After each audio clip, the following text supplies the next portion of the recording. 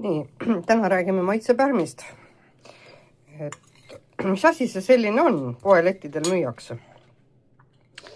See on selline inaktiveeritud pärm, tavaliselt siis Saccharomyces cerevisiae, ja tema ei käivitu kehas, ei käivitu niimoodi nagu tavaline pärm.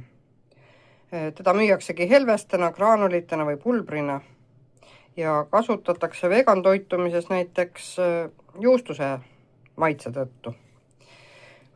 Toitainete sisu on see, et ta sisaldab mitmeid B-grupi vitamiine, B1, B2, B3, 5, 6, isegi vahel B12, valkusi 6-8 grammi 2 supirusika kohta, no päris arvestatav kogus, ütleme. Ja sisaldab ka 9 asendamatut aminohapet, mineraale, tsinki, magneesiumi, seleeni, fosforit, kiudaineid, beetaglükaani, nii. Ja tervisekasud on temast, et ta toetab energiat ja annab energiat ja toetab närvisüsteemi, immuunsust beetaglükaanidega, pluss tsink ja seleen, soolestiku tugi. Siis on nahk, juuksed ja küüned, sest seal on B-vitamiinid ja aminohapped ja taimetoitlastele, aitab katta B-vitamiini vajadust. Ta on gluteenivaba, sellepärast otsivad ka need inimesed seda, kes ei talu seda gluteeni.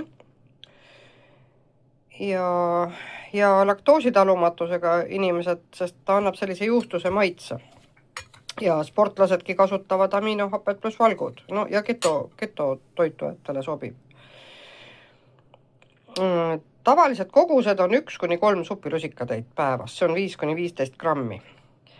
Ja kui on eesmärk saada ikkagi B-vitamiine konkreetselt, siis 2-4 supirusikatäit. Ta on üldiselt hästi talutav. Aga kui kellelgi tõesti on mingi histamiini tundlikkus või asi, et kellelgi äkki ei sobi, et mingi pärmiallergia, no siis on teine asi. Ja podagra või kõrge kusihappega inimestel soovitatakse mõõdukalt kasutada. Võib puistata siis pasta või salati peale, lisada suppidesse, juustu asendajaks, kastmetesse, ta annab tõesti siukse omapärase maitse väga. No, seda tuleb proovida, ta on üks seal 3 euro ringis on pakk või midagi. Tipikastmesse võib panna